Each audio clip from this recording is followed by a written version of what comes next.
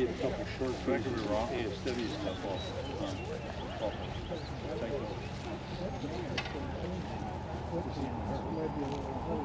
Yeah. It's really easy to do around myself.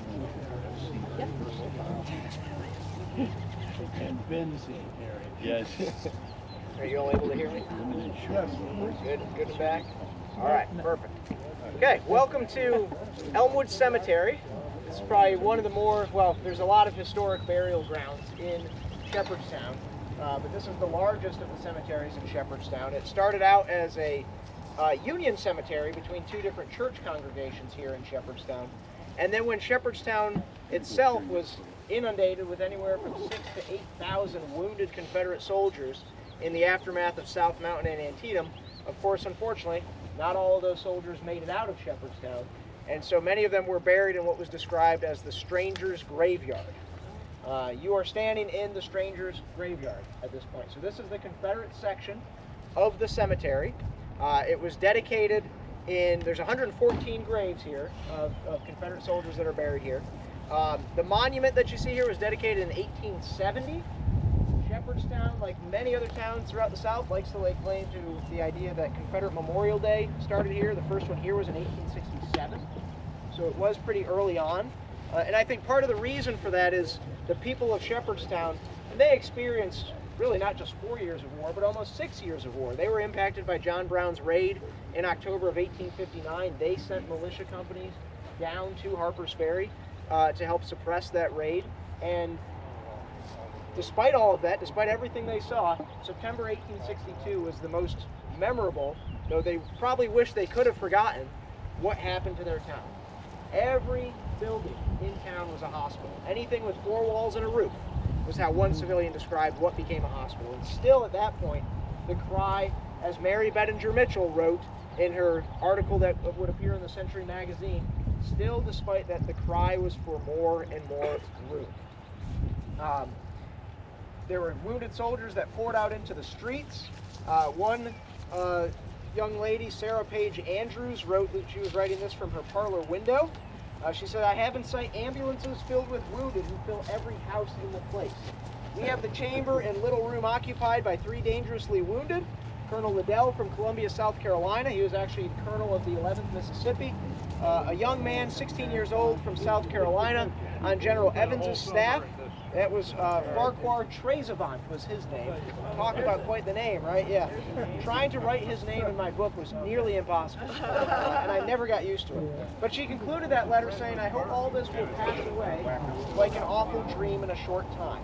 We try to do our duty for the time and trust to Providence for the future."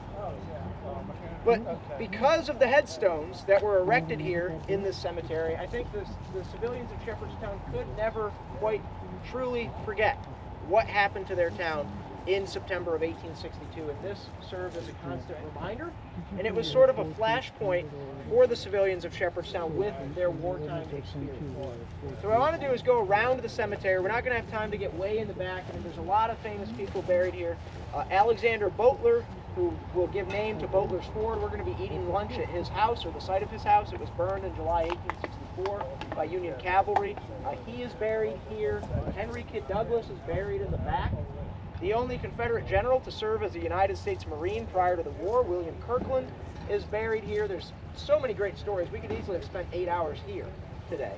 But we're doing the battle as well. So the first story that I want to point out to everybody is this large stone here for Dr. William S. Parr.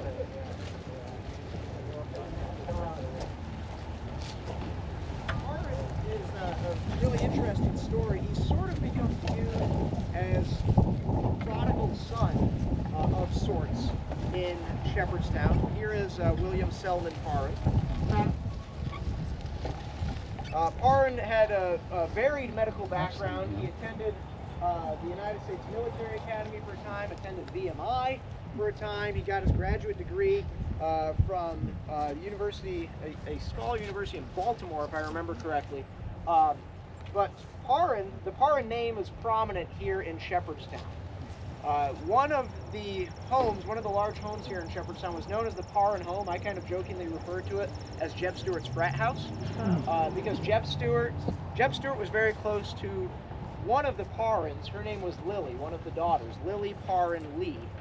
She married William Fitzhugh Lee, and William Fitzhugh Lee was mortally wounded during the Battle of First Manassas, and he's also buried here.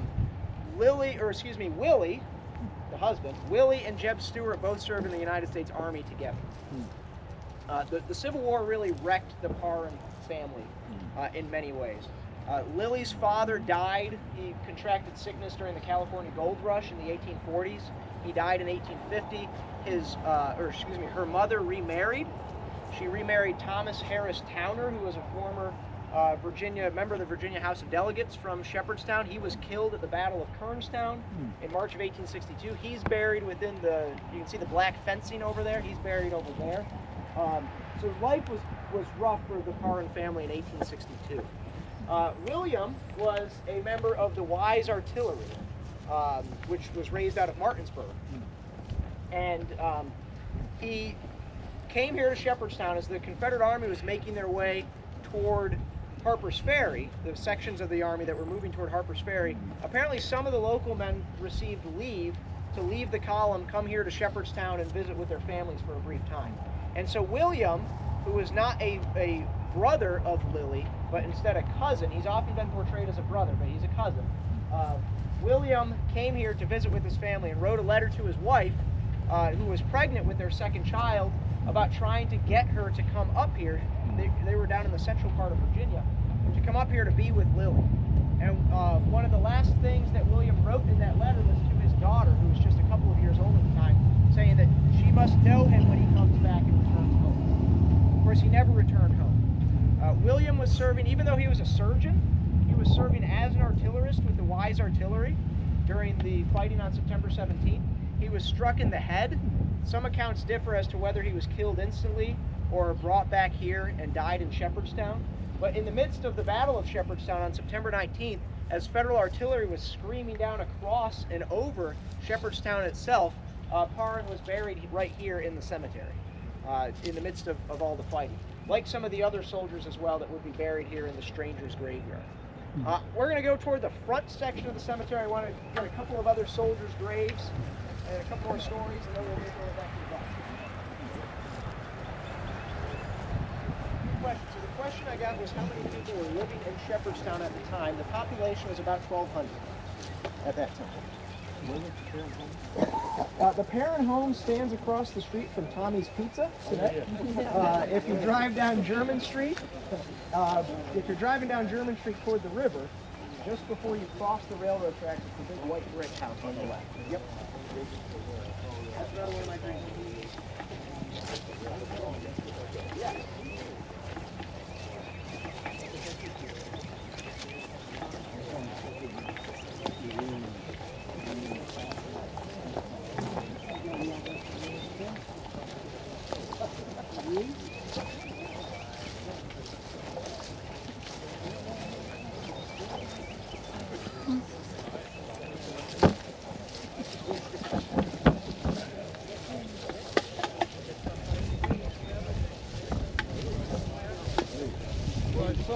Pendleton's name on the memorial, so he was from this area. William Nelson Pendleton was not from this area. It was a common name. His was a Captain Pendleton. yeah, his son is buried here actually. Dudley Diggs Pendleton is his name.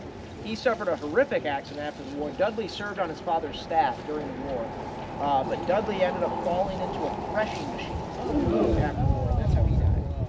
So yeah, he's buried here in what's left. Unfortunately.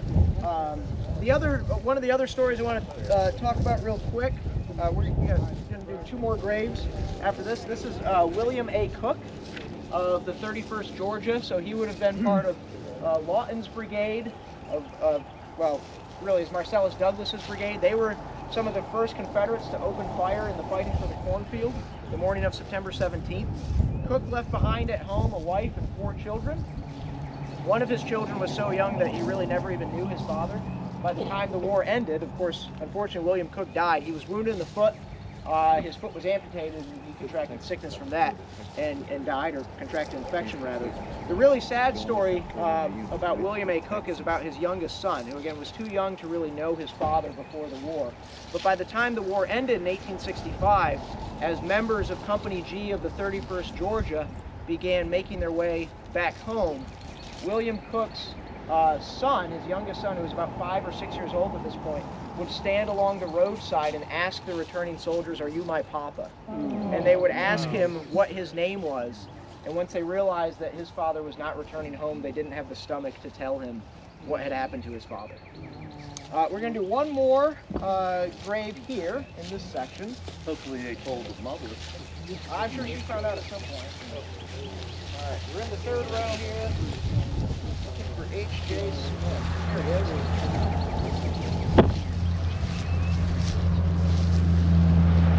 Okay, this stone here, stone marking the gravesite of Captain Henry J. Smith from Hampton's Legion. So this unit was part of the Texas Brigade that fought in the cornfield. And of course, Smith was wounded, seriously wounded, in the fighting there in the cornfield itself. He was taken to the home of the Licklider family, which is still a name that you'll see here in the Shepherdstown area, and you'll see a lot of Lickliders in the cemetery here. But a lot of what happened here during, again, this most trying of times for the people of Shepherdstown is that the soldiers that were being cared for often developed relationships with the families. I've been able to identify several children of Confederate soldiers who were named after the Shepherdstown civilians that cared for them during the battle, or in the aftermath of the battle, which is pretty incredible. So these relationships were struck up between families. When Henry Smith died, the Licklider family was able to get in touch with his widow and send his sword and his sash back to the family. Years later, actually in 1918, May 31st, 1918, Henry Smith's son, William, came here to Shepherdstown to visit his father's grave and to thank the people who took care of his father. He was able to meet both Annie Licklider and Betty Wrench. The families, the Wrench family and the Lickliders were able to describe the last moments of Henry Smith, and the family apparently kept up a relationship for the rest of their respective lives. So these relationships, again, lasted for a long time. One last place I want to go is just a little bit, we're going to leave the Confederate section of the cemetery. I want to do one more quick story, and then we'll start making our way back to the bus. Yeah.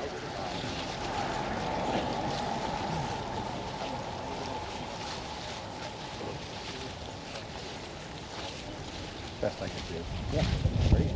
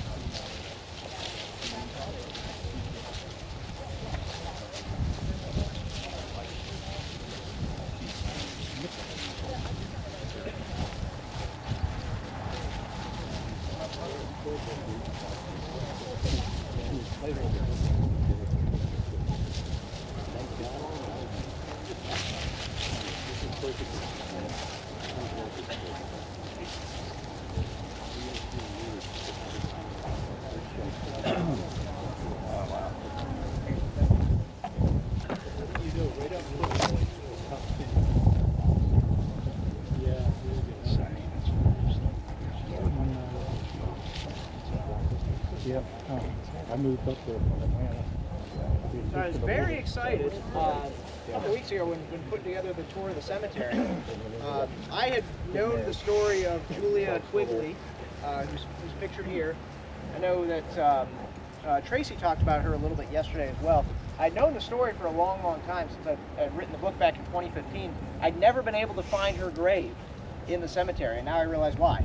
Because it's tipped over, unfortunately. So I was never able to find it, but luck happened to be on my side a couple weeks ago, and I finally found her.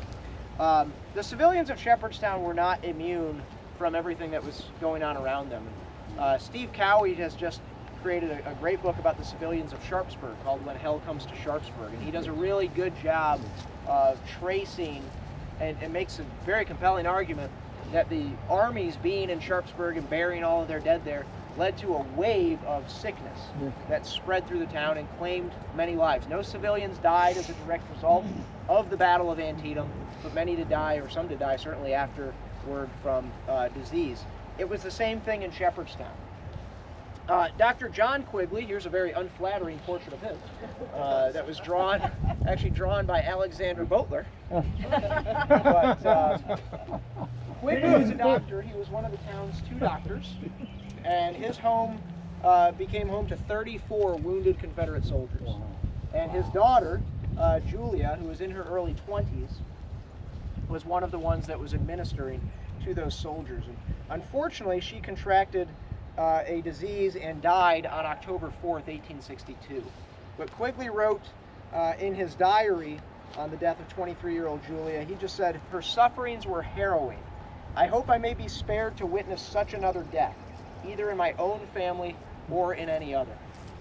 So while we're talking about the battle today, don't forget about the experience that the civilians had here in Shepherdstown, Sharpsburg, many other towns throughout, well, of course, throughout America, as well, from 1861 to 1865. Is that her sister who died 2 years later? Yes, her sister died in 1864. I haven't been able to figure out how she died. But yeah, so the family did suffer quite a bit. Yep. Who owns the cemetery? This is Elmwood Cemetery. I think it's Elmwood Cemetery Association. Okay. Yeah, they're the ones that own it. I don't know. I'm going to send them an email about this and see if it can get put back on its pedestal. Yep. Yeah, it definitely should be. All right, from here we're going to make our way back toward the bus. Let's all proceed toward the gate of the cemetery, and we'll again gather everybody up. Don't start crossing the road by yourself.